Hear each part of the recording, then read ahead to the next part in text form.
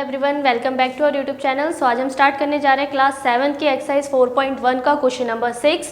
Previous video में 5th question तक complete किया था, तो अब इसका ये लास्ट क्वेश्चन है, क्वेश्चन नंबर 6। इसमें हमें क्या बोला है, set up an equation in following cases. यहाँ पे आपको अलग अलग केस दिए होंगे, उन केसेस को आपको पढ़ के क्या करना है, इक्वेशन सेटअप करनी है, मतलब इक्वेशन बनानी है। तो अगर हम अपना पहला केस पढ़ते हैं, फर्स्ट पॉइंट, तो इसमें क्या है, इरफान कहता है that he has 7 marbles more than 5 times the marble Parmeet has। अब यहाँ पे इरफान और परमीत नाम के दो लड़के हैं। अब उसमें से जो इरफान है वो कहता है कि मेरे पास परमीत के पास जितने मार्बल्स हैं उसका 5 टाइम्स और उसमें 7 मोर देन, यानी कि परमीत के पास जितने मार्बल्स हैं उसका कितना टाइम्स, 7 टाइम्स ज़्यादा मार्बल है किसके पास, इरफान के पास। और आगे लिखा है इरफान हैज़ 37 मार्बल, इरफान के पास 37 मार्बल है। ठीक है, इरफान के पास कितने मार्बल है, 37। Take M to be the number of Parmeet marble. तो ये कह रहा है कि परमीत के मार्बल्स को आपको क्या लेट करना है, M लेट करना है। यानी कि हमें नहीं पता कि परमीत के पास कितने मार्बल है, हमें सिर्फ इतना पता है कि जो इरफान है उसके पास 37 मार्बल्स है।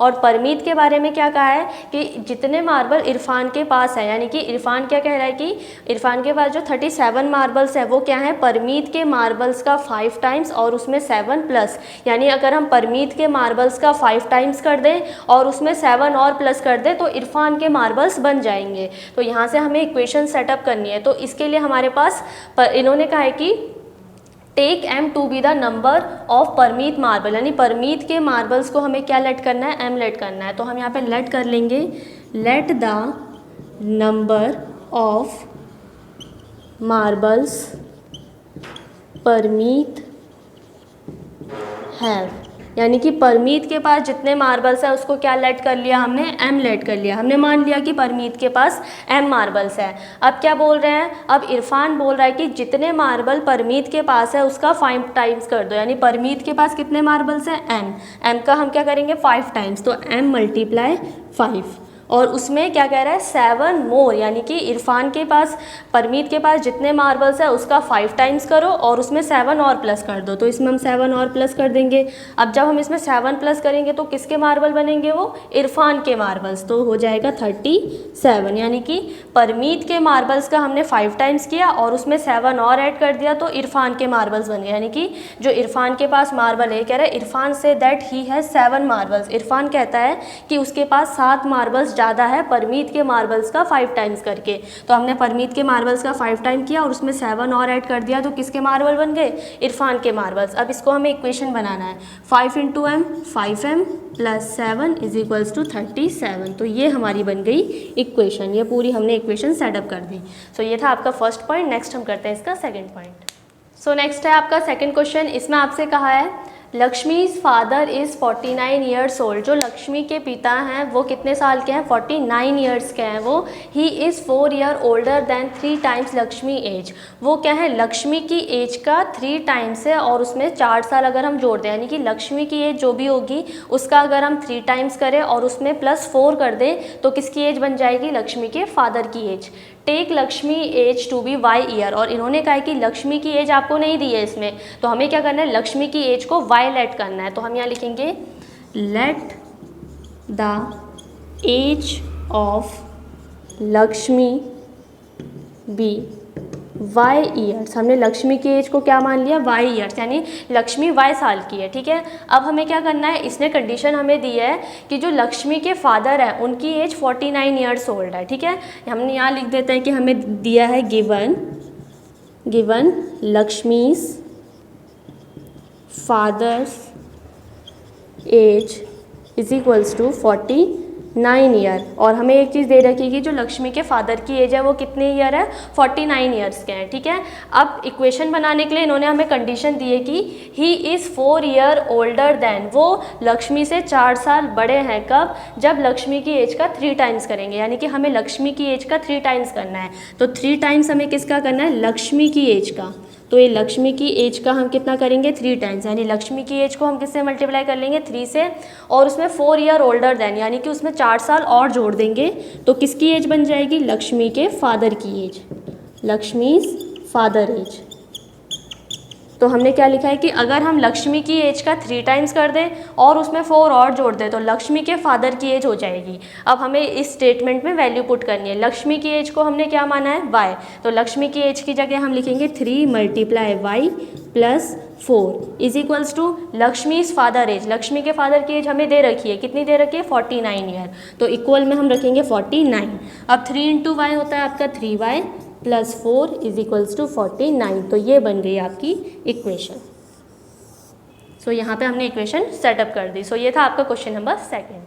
सो नेक्स्ट है आपका थर्ड क्वेश्चन। थर्ड क्वेश्चन में आपसे कहा है the teacher tells the class that the highest marks obtain bye a students in her class is twice the lowest marks +7। अब एक टीचर है, वो अपनी क्लास से कहती है कि इस क्लास में जिस बच्चों के हाईएस्ट मार्क्स आए हैं वो क्या है, लोवेस्ट मार्क्स वाले बच्चे का ट्वाइस है और उसमें +7 है।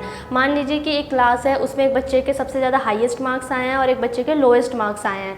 तो ये बोला जा रहा है, वो टीचर ये कह रही है कि जिस बच्चे के हाईएस्ट मार्क्स आए हैं वो लोवेस्ट मार्क्स का ट्वाइस है और उसमें +7 है। यानी कि अगर हम उस लोवेस्ट मार्क्स के बच्चे के मार्क्स को ट्वाइस कर दे, उसका दुगना कर दे, यानी लोवेस्ट मार्क्स का हम ट्वाइस कर दे और उसमें +7 कर दे, तो हमारे क्या बन जाएंगे, हाईएस्ट मार्क्स बन जाएंगे। आगे बोला गया है द हाईएस्ट स्कोर इज़ 87 और जो हाईएस्ट स्कोर है वो हमें दे रखा है 87, यानी उस क्लास के स्टूडेंट का जो हाईएस्ट स्कोर है वो 87 है और लोवेस्ट स्कोर हमें नहीं पता है। तो उन्होंने बोला है कि take the lowest score to be L, जो आपका लोवेस्ट स्कोर है उसको हम L लेट कर लेंगे। क्या मान लेंगे, L मान लेंगे। तो यहाँ पे हम लिख लेते हैं let the lowest score is equals to L। हमने क्या मान लिया, लोवेस्ट स्कोर को L मान लिया। अब क्या बोला जा रहा है, हाई, और हमें दिया क्या है, हाईएस्ट स्कोर इज़ 87। तो हम यहाँ लिख लेते हैं जो हमें दिया है, highest score is equals to 87 और हाईएस्ट स्कोर हमें कितना दे रखा है, 87। तो अब इक्वेशन बनाने के लिए हमें इक्वेशन का वो पढ़ना पड़ेगा कि इक्वेशन के लिए इन्होंने क्या कहा है। इन्होंने कहा है the highest marks obtain bye a student in her class, उसकी क्लास में जो हाईएस्ट स्टूडेंट के मार्क्स आए हैं वो क्या हैं, ट्वाइस द लोवेस्ट मार्क्स। हमें क्या करना है, लोवेस्ट मार्क्स का ट्वाइस करना है। दैट मीन्स 2 × लोवेस्ट मार्क्स, हमें जो भी हमारे पास लोवेस्ट मार्क्स है उसको हम 2 से मल्टीप्लाई कर देंगे। ट्वाइस करने के लिए बोलता है तो 2 से मल्टीप्लाई करता है, थ्राइस करने के लिए बोलेंगे तो 3 से मल्टीप्लाई करेंगे। तो यहाँ पे हमें ट्वाइस करने के लिए बोला है तो हमने लोवेस्ट मार्क्स का ट्वाइस किया, मार्क्स +7 और उसमें क्या प्लस कर देंगे, 7 प्लस कर देंगे। तो हमारे क्या बन जाएंगे, हाईएस्ट मार्क्स। यानी कि वो बोल रहा है कि अगर आप क्या करो, लोवेस्ट मार्क्स का ट्वाइस कर दो और उसमें 7 प्लस कर दो तो आपके हाईएस्ट मार्क्स बन जाएंगे। क्या बन जाएंगे, हाईएस्ट मार्क्स। अब हमें यहाँ पे क्या करनी है, वैल्यू पुट करनी है। तो वैल्यू पुट करेंगे यहाँ पे मार्क्स, तो 2 × लोवेस्ट मार्क्स को हमने क्या माना है, हमें लोवेस्ट मार्क्स नहीं दिया, हमने उसको लेट किया था L, तो लोवेस्ट मार्क्स की जगह हम L लिखेंगे, उसमें प्लस करेंगे 7 और हाईएस्ट मार्क्स बन जाएगा। हाईएस्ट मार्क्स हमें दे रखा है 87। अब इनका मल्टीप्लाई कर लेता है 2 × L, 2L + 7 is equals to 87। तो ये बन गई हमारी इक्वेशन।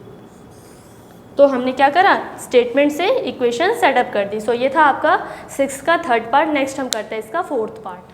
सो नेक्स्ट है आपका फोर्थ पार्ट। फोर्थ पार्ट में आपको कहा है इन एन आइसोसेलेस ट्रायंगल। अब एक आइसोसेलेस ट्रायंगल की बात हो रही है। अब पहले हमें देखना पड़ेगा कि आइसोसेलेस ट्रायंगल होता क्या है। तो ये एक आपने ट्रायंगल बनाया, अब सबसे ऊपर वाला इसका वर्टेक्स होता है, जो सबसे ऊपर वाले एंगल होता है उसे वर्टेक्स एंगल कहता है। यहाँ पे मान लो हमने इस एंगल का नाम ABC रखा, इसमें कितने एंगल बनेंगे, 3 एंगल बनेंगे। यहाँ पे एक एंगल A पे बनेगा, एक B एंगल और एक C एंगल। ये बन गया हमारा एक ट्रायंगल। इसके हमने तीनों एंगल को शो कर दिया, एंगल A, एंगल B और एंगल C। अब ये कह रहा है कि in an isosceles triangle the vertex angle और बेस एंगल। यहाँ पे हम 2 एंगल की बात कर रहे हैं, एक है आपका वर्टेक्स एंगल और एक है आपका बेस एंगल। तो हमें पहचानना पड़ेगा कि इसमें वर्टेक्स कौन सा है और बेस कौन सा है। तो ये नीचे के जो 2 एंगल हैं B और C, इन दोनों को हम कहते हैं बेस एंगल। ये आपके होंगे बेस एंगल, क्योंकि ये बेस में बना है तो ये आपके बेस एंगल होंगे। और जो सबसे टॉप वाला एंगल होता है उसे हम कहते हैं वर्टेक्स एंगल। तो यहाँ पे वर्टेक्स एंगल आपका A है और बेस एंगल आपके B और C हैं। तो हमने बस ये समझने के लिए बता कराया कि 2 एंगल हैं आपके, 3 एंगल हैं आपके एक आइसोसेलेस ट्रायंगल में। ऊपर वाले एंगल को वर्टेक्स एंगल कहते हैं और नीचे वाले के जो नीचे वाले 2 एंगल है उसे हम बेस एंगल कहेंगे। अब बात हो रही है आइसोसेलेस ट्रायंगल की। तो आइसोसेलेस ट्रायंगल में क्या होता है, अगर हम आइसोसेलेस ट्रायंगल के साइड्स की बात करें तो किसी भी आइसोसेलेस ट्रायंगल की दो साइड इक्वल होती है, दो साइड क्या होंगी, इक्वल होती है। तो यहाँ पे भी क्या होगा, किसी भी आइसोसेलेस ट्रायंगल के दो एंगल बराबर होता है। तो हम मान लेंगे कि इसके बेस एंगल दोनों क्या है, इक्वल है, और एक वर्टेक्स एंगल है। तो हमें क्या करना है कि एक आइसोसेलेस ट्रायंगल के हम जो भी एंगल लेट करेंगे, अगर हम बेस एंगल लेट करते हैं तो दोनों ही बेस एंगल क्या होंगे, इक्वल। अगर मान लीजिए ये वाला एंगल 40 डिग्री है तो ये एंगल भी कितना होना चाहिए, 40 डिग्री होना चाहिए। तो बेस एंगल क्या होंगे आपके, इक्वल। तो किसी भी आइसोसेलेस में दो साइड इक्वल होती है और दो एंगल इक्वल होता है। सो ये था हमारा पूरा आइसोसेलेस ट्रायंगल के बारे में हमने पढ़ा। अब हम करेंगे क्वेश्चन सॉल्व। तो हमें पूरी स्टेटमेंट पढ़ के क्या करनी है, एक इक्वेशन, ये पूरा केस हमें रीड करना है और इससे हमें एक इक्वेशन सेटअप करनी है। तो पहले बोला गया है कि इन एन आइसोसेलेस ट्रायंगल, हमने अभी बताया था, the vertex angle is twice either the base angle. अब बोला जा रहा है कि आपका जो आइसोसेलेस ट्रायंगल है उसमें जो वर्टेक्स एंगल है वो उसके बेस एंगल का ट्वाइस है, मतलब उसके बेस एंगल का दुगना है। तो जो भी आपका वर्टेक्स एंगल था वो क्या होगा, बेस एंगल का ट्वाइस होगा। अब बोला क्या है कि let the base angle B B. अब आपको यहाँ पे बेस एंगल को बी मान लेना है। तो हम यहाँ पे लिख लेंगे पहले, let the base angle B is equals to B. हमने बेस के एंगल को क्या माना है, बी माना है, ठीक है। और यहाँ पे हम एक लाइन लिख लेते हैं, इन एन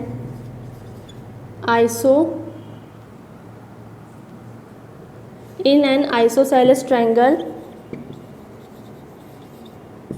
हमने लिखा in an isosceles triangle has two of its angle of equal major.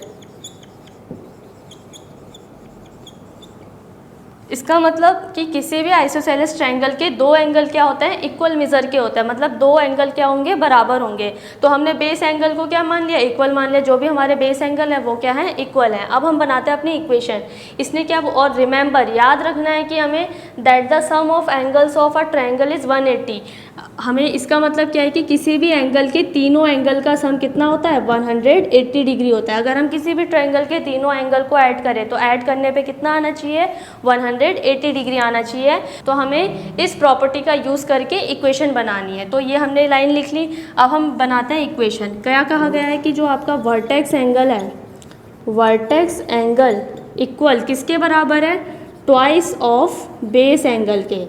यानी कि बेस एंगल का अगर हम ट्वाइस कर दें तो आपका क्या बन जाएगा, वर्टेक्स एंगल बन जाएगा। बेस एंगल तो हमें पता है कि हमारे जो दोनों बेस एंगल है वो 20 डिग्री है, ये भी बी है और ये भी बी है। तो दोनों बेस एंगल हमारे 20 डिग्री माने हैं, क्योंकि दोनों ही एंगल सेम है तो दोनों को हमने बी मान लिया। अब वर्टेक्स एंगल हमें फाइंड करना पड़ेगा। तो vertex angle is equals to क्या हो जाएगा, vertex angle is equals to 2 into base angle की जगह हम क्या लिखेंगे, बी। तो ये बी हो गया। तो वर्टेक्स एंगल आपका आ गया 2b, 2 इंटू बी 2b, यानी वर्टेक्स एंगल हमने 2b निकाल दिया। अब हमें अपनी प्रॉपर्टी लिखनी है, sum of all angles of a triangle. यानी एक ट्रायंगल के सारे एंगल का सम कितना होता है, 180 डिग्री होता है। अब हमारे पास कितने एंगल होने चाहिए, 3 एंगल होने चाहिए। एक एंगल ये दोनों बेस के एंगल और एक वर्टेक्स का। तो बेस के एंगल तो हमारे दोनों बी हैं और जो वर्टेक्स का एंगल है वो हमने 2b निकाला है। वर्टेक्स वाला 2 है, हमने लिखा है vertex angle is equals to 2b। तो हम क्या करेंगे, तीनों एंगल का सम करेंगे। तो एक एंगल है हमारे पास b, दूसरा भी b और तीसरा क्या है 2b। तीनों को जोड़कर कितना आना चाहिए, 180 डिग्री। अब इन सबको प्लस करेंगे, b plus b 2b, 2b में 2b और जोड़ दो, टोटल कितने b हो गए आपके पास, 4b। तो 4b is equals to 180 degree. तो ये बन गई हमारी इक्वेशन।